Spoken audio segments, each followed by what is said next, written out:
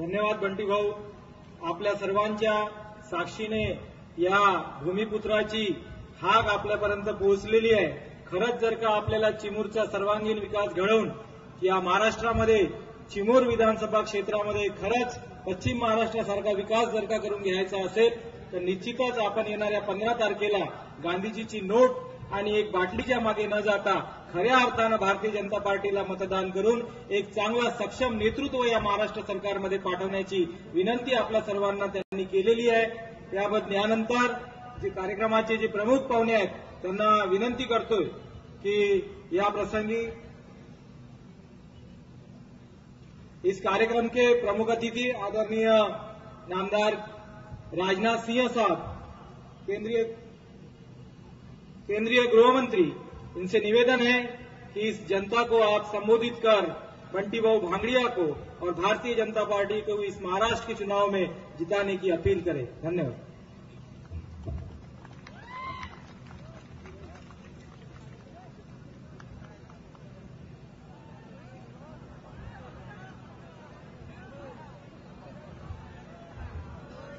Bharatiya Janata party इस जिले के अध्यक्ष श्री मितेश भागड़िया, श्री राजेंद्र डांगे जिलाध्यक्ष,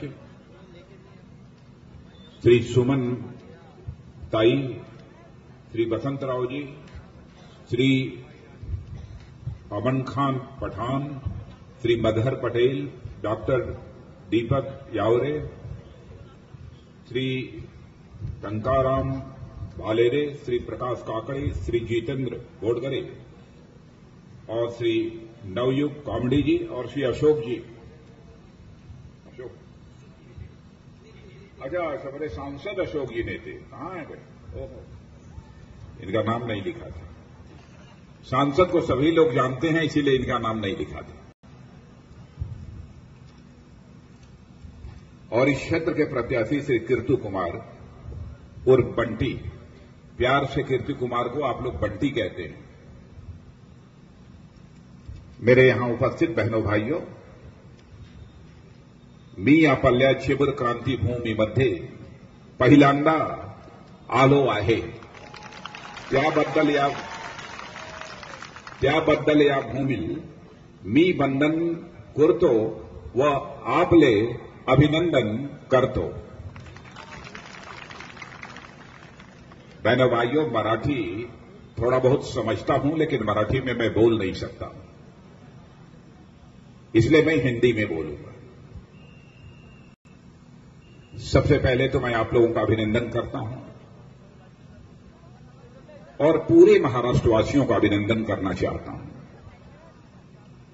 इसलिए अभिनंदन करना चाहता हूं, यह महाराष्ट्र की धरती महापुरुषों की धरती है. यह बड़े बड़े संतों की धरती है, बड़े बड़े वीरों की धरती है, शहीदों की धरती है. इसलिए मैं इस महाराष्ट्र की धरती पर महाराष्ट्रवासियों का अपनी तरफ से अभिनंदन करता हूं. छत्रपति महाराज शिवाजी, चाहे समर्थ गुरु रामदास जी हों, चाहे राष्ट्र संत टुकड़ो जी हों, चाहे ज्योतिबा फुले हों, चाहे बाल गंगाधर तिलक हों, चाहे बाबा साहब भीमराव अम्बेडकर हों, चाहे हमारे स्वर्गीय बाला साहब ठाकरे ही क्यों न हो, यह सभी यह महाराष्ट्र की माताओं की कोख से पैदा हुई यह बड़ी बड़ी हस्तियां, जिनको कि सारी दुनिया में लोग जानते हैं. इस महाराष्ट्र की धरती का एक अपना महत्व है. लेकिन इस महाराष्ट्र में लंबे समय तक एक ही राजनीतिक पार्टी की हुकूमत रही है, कांग्रेस की, और कुछ समय तक कांग्रेस और एनसीपी की हुकूमत रही है. इसे मैं मानता हूं कि यहां पर थोड़े समय के लिए भाजपा और शिवसेना का भी गठबंधन था, लेकिन बहुत ही थोड़े समय के लिए वह गठबंधन यहां पर रहा है. महाराष्ट्र में भी और साथ ही साथ भारत की राजधानी दिल्ली में भी लंबे समय तक हुकूमत किसी एक पार्टी ने की है तो वह कांग्रेस ने की है. आजादी के 67-68 वर्षों में लगातार 55 वर्षों तक अखंड हुकूमत किया है तो कांग्रेस ने किया है. बहनों भाइयों, जिस भारत की जनसंख्या 125 करोड़ की हो, जिस भारत में इतनी बड़ी जनशक्ति हो, जिस भारत में प्राकृतिक संसाधनों की कमी न हो, इस धरती के नीचे चले जाइए, आपको सोना भी मिलेगा, चांदी भी मिलेगा, लोहा भी मिलेगा, मैग्नीज भी मिलेगा, पानी भी मिलेगा, कोयला भी मिलेगा। 67 वर्षों की इस आजादी के बाद तो सचमुच भारत को दुनिया का सबसे धनवान देश होना चाहिए था, सबसे ताकतवर देश होना चाहिए था। हिंदुस्तान की जनता कांग्रेस के दोस्तों से इस सवाल का जवाब चाहती है, क्या कारण है कि तुम्हारे 55 वर्षों की अखंड हुकूमत के बावजूद हमारा भारत यह दुनिया के धनवान देशों की कतार में क्यों नहीं खड़ा हो पाया, दुनिया के ताकतवर देशों की कतार में क्यों नहीं खड़ा हो पाया? लेकिन कांग्रेस के लोगों के पास इस सवाल का, बहनों भाइयों, कोई जवाब नहीं है।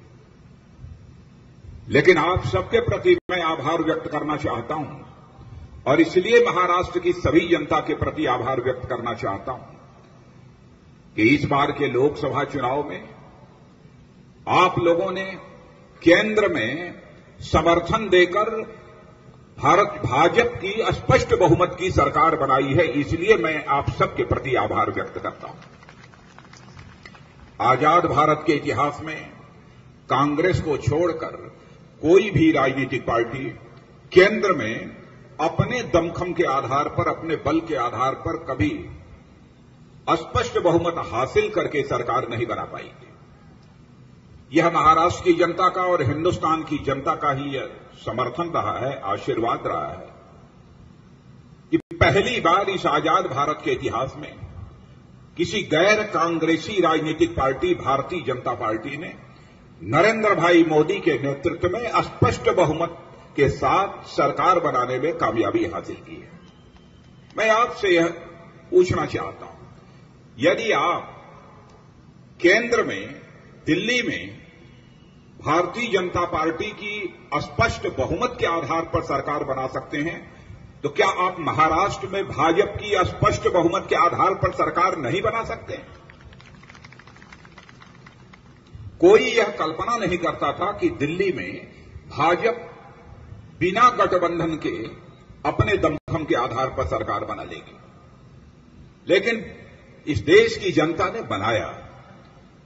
इस देश की जनता अब चाहती है जिसकी सरकार बनानी तो पूरी ताकत के साथ, पूरा बल देकर और अच्छी संख्या देकर उस राजनीतिक पार्टी की सरकार बनानी चाहिए। और इसीलिए आप लोगों ने एक पार्टी भाजपा की सरकार आप लोगों ने दिल्ली में स्पष्ट बहुमत से बनाई।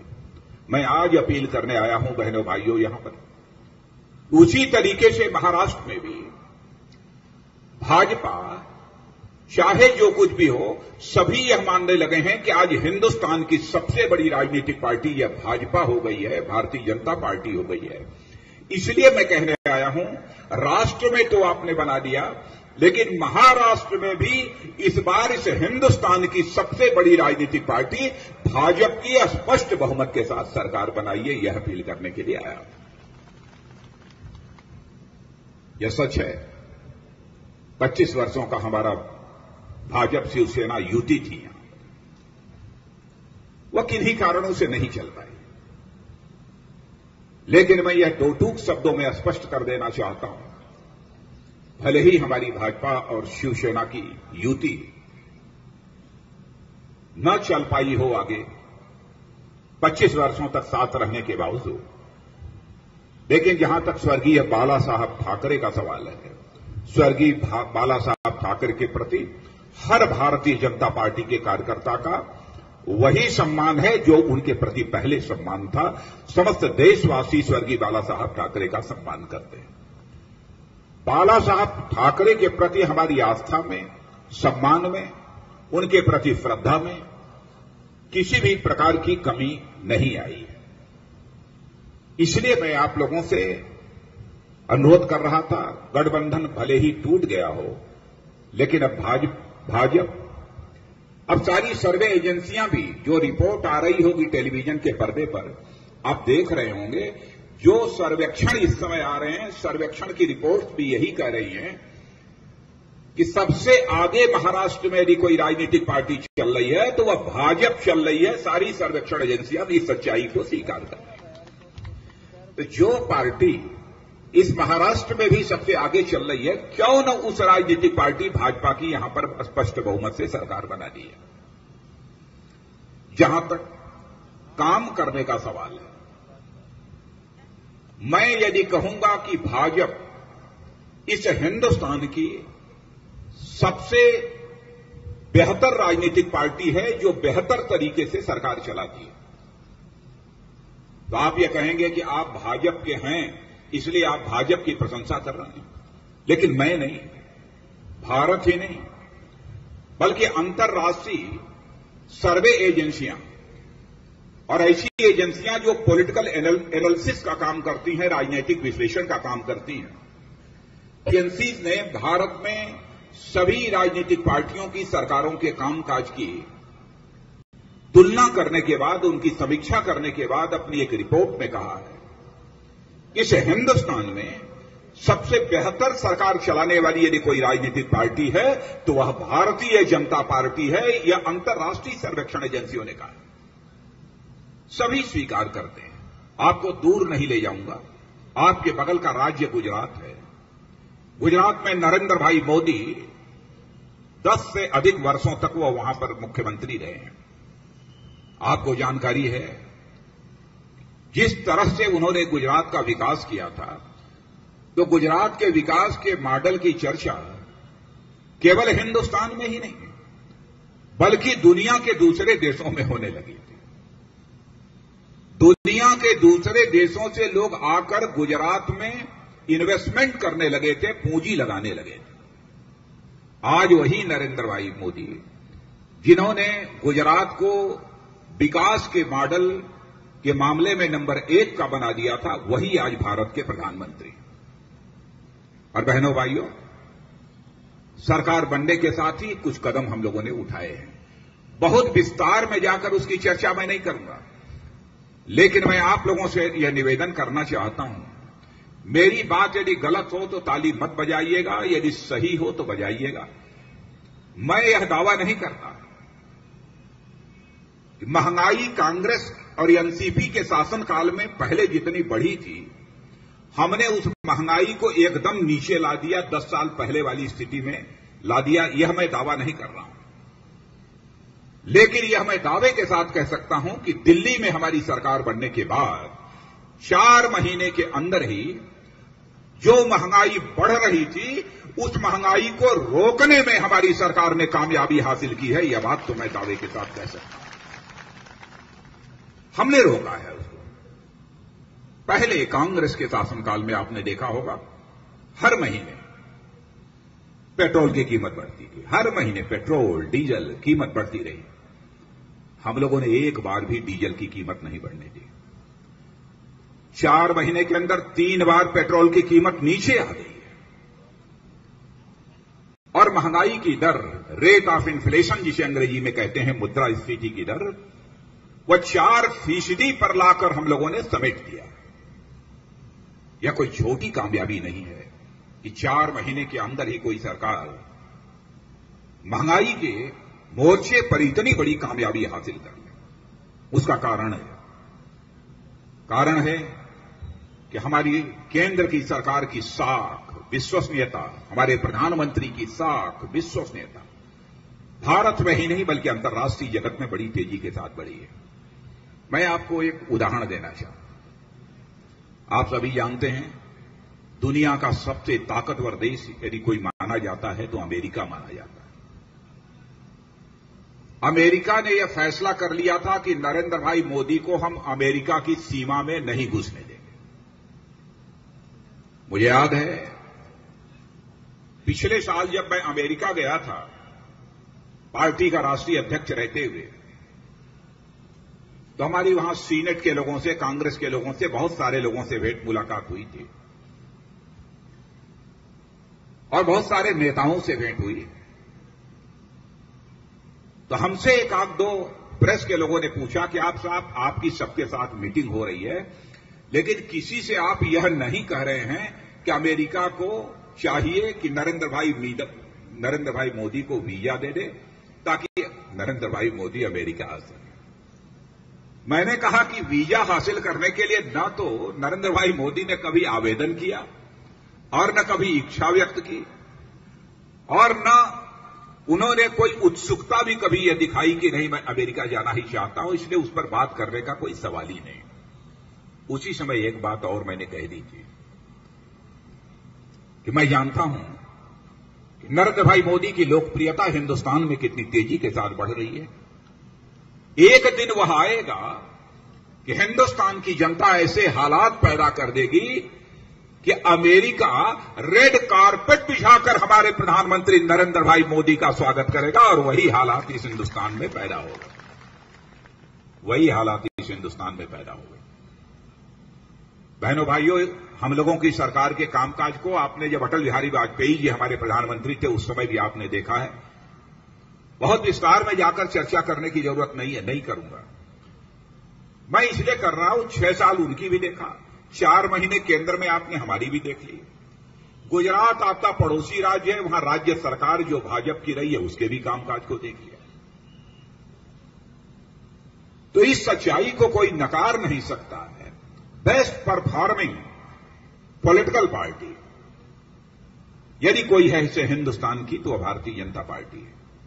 कांग्रेस या एनसीपी की सरकार 15 वर्ष को ये कम नहीं होते हैं महाराष्ट्र में। और आप जानते हैं भ्रष्टाचार, आए दिन भ्रष्टाचार की चर्चा। मैं कई वर्षों से, लगभग 2.5-3 वर्षों से यहां पर सिंचाई घोटाला 71,000 करोड़ रुपए का सिंचाई घोटाला।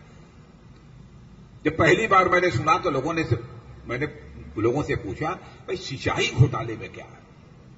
उन लोगों ने कहा कि साहब यहां किसानों के खेतों तक पानी नहीं पहुंच पाता, किसानों के खेतों की सिंचाई नहीं हो पाती। यह हुआ कि नहरें बनाई जाए, सिंचाई की मुकम्मल व्यवस्था की जाए। 71,000 करोड़ रुपए तय हुए थे और 71,000 रुपए करोड़ कहां चले गए इसका कोई अता पता नहीं। परियोजना सारी पूरी हो गई और किसानों के खेतों तक पानी एक बूंद भी नहीं पहुंचा। आदर्श घोटाला, शहीदों के परिवारों के लिए जो फ्लैट बनाए गए थे उसकी भी चर्चा भारत में ही नहीं बल्कि दुनिया के दूसरे देशों में भी हमको सुनने को मिलती है। और यहां तक लैंड प्रॉपर्टी भूमि घोटाला, उस मामले में भी यह महाराष्ट्र की कांग्रेस और एनसीपी की सरकार नंबर 1 मानी जाती है। किसानों की आत्महत्या के मामले में भी कांग्रेस एनसीपी की सरकार नंबर 1 है। अत्याचार के मामले में, बलात्कार की घटनाएं हैं। मुझे जानकर यह आश्चर्य हुआ 3,063 यह रेप केस है, बलात्कार के मामले केवल 2013 में हुए। लानत है किसी हुकूमत के लिए जो हुकूमत अपने माताओं बहनों की इज्जत और अस्मत को सुरक्षित नहीं रख सकती है, उस हुकूमत को सत्ता में बने रहने का कोई नैतिक अधिकार नहीं है। कैसे यह 15 वर्षों तक यहां पर कांग्रेस और एनसीपी की सरकार चलती रही, यह हमारी समझ के परे है।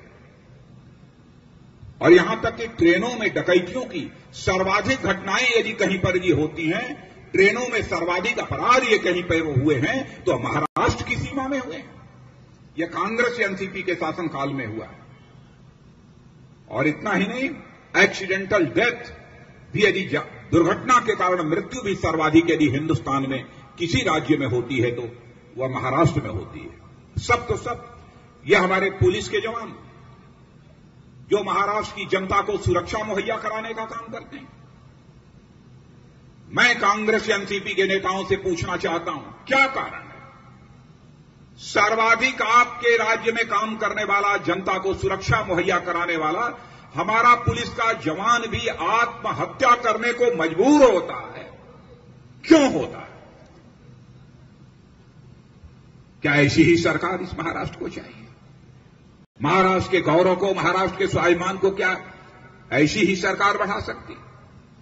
आज बहनों भाइयों, मैं आपको यह भी जानकारी देना चाहता हूं कि 5 वर्षों में शिक्षा संस्थाओं के लिए बहुत धनराशि, जो मुझे इस समय जानकारी है कि लगभग 20,167 करोड़ की धनराशि, और 5 वर्षों में पहले लगभग 15,000 करोड़ की थी, बढ़ाकर उसको 20,000 किया है। मुझे यह बतलाया गया है कि यहां पर 14,000 स्कूल ऐसे हैं जिसमें कि बामुश्किल 20 लड़के पढ़ते होंगे, नहीं तो अधिकांश स्कूल अब बंद भी हो रहे हैं। क्या यहां की सरकार कर रही थी? कैसे लोगों ने ऐसी सरकार को इतने समय तक जो बर्दाश्त किया? और यहां के बारे में जो मुझे जानकारी प्राप्त हुई है कि यह चुमुर में शायद यह अकेला जो है यह तहसील हेडक्वार्टर है, तालुका केंद्र है, जहां पर कि रेलवे स्टेशन नहीं है। अशोक जी, आप सांसद हैं, और यदि महाराष्ट्र में हमारी सरकार बनती है, और महाराष्ट्र की बनने बनाने की बात छोड़िए, आप इस मामले में पहल करिए कि चुमुर में भी एक रेलवे स्टेशन होना चाहिए और यहां से ट्रेनें गुजरनी चाहिए।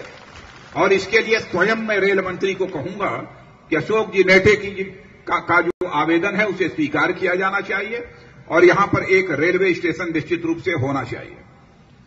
मुझे यह बतलाया गया कि यहां पर कोयले की माइंस है, WCL यहां पर माइंस जो है काम कर रही है, लेकिन उसमें बाहर से लोग आकर काम कर रहे हैं, यहां के लोगों को रोजगार वहां उसमें नहीं मिल रहा है। यह हालत हो गई। कैसे चलेगा यह? बहनों भाइयों, इस सारे हालात को हम लोग बदलेंगे। और आज तो मैं आपसे यही अपील करने के लिए आया हूं कि आप लोगों ने केंद्र में तो हम लोगों की सरकार बना दी है, लेकिन अब महाराष्ट्र में भी हमारी सरकार बनाई है। मैं पिछली सभा में लोगों से अपील कर रहा था, मैंने कहा कि केंद्र में हमारी सरकार बनाकर, भाजपा की सरकार बनाकर आप लोगों ने कुर्ता तो हम लोगों को पहना दिया है, लेकिन केवल कुर्ता पहनकर यदि किसी आदमी को सड़क पर खड़ा कर दीजिए और नीचे कुछ न हो तो उसकी क्या हालत होगी? तो केंद्र की सरकार भाजपा की बनाकर आप लोगों ने कुर्ता तो पहना दिया है, लेकिन महाराष्ट्र की सरकार बनाकर हम लोगों को पायजामा भी पहना दीजिए। यही अपील करने के लिए आप सबके बीच यहां पर आया हूं, और मुझे जानकर यह बेहद खुशी हुई, और विशेष रूप से सुनने के बाद कि हमारे बंटी जो यहां के प्रत्याशी हैं, बंटी को मैंने पहली बार देखा था। बंटी नाम से ही जानते हैं ना? बंटी को मैंने पहली बार देखा था। यह नौजवान आदमी, और बोलते हुए भी मैंने पहली बार सुना है। और बंटी को सुनने के बाद मैं विश्वास के साथ कह सकता हूं कि बंटी यदि चुनकर, खासदार बोलते हैं कि आमदार के रूप में चुनकर यदि आपने महाराष्ट्र की विधानसभा में भेजा, तो आपकी क्षेत्र की समस्याओं को प्रभावी तरीके से विधानसभा में आवाज देने में बंटी कामयाब होंगे, ऐसा मुझे पूरा विश्वास और भरोसा है। इसलिए बहनों भाइयों, ज्यादा कुछ न कहते हुए मैं आप सबसे यही अपील करना चाहता हूं कि आप भाजपा के चुनाव चिन्ह कमल के फूल का बटन दबाइए, और जैसे आपने दिल्ली ने स्पष्ट बहुमत के आधार पर सरकार बनाई है, वैसे ही महाराष्ट्र में भी स्पष्ट बहुमत के आधार पर सरकार बनाएं। यही निवेदन करते हुए आप सबको धन्यवाद देते हुए अपनी बात समाप्त करता हूं।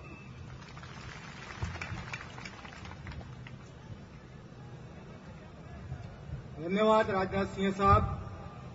भारतीय जनता पार्टीचा, भारतीय जनता पार्टीचा,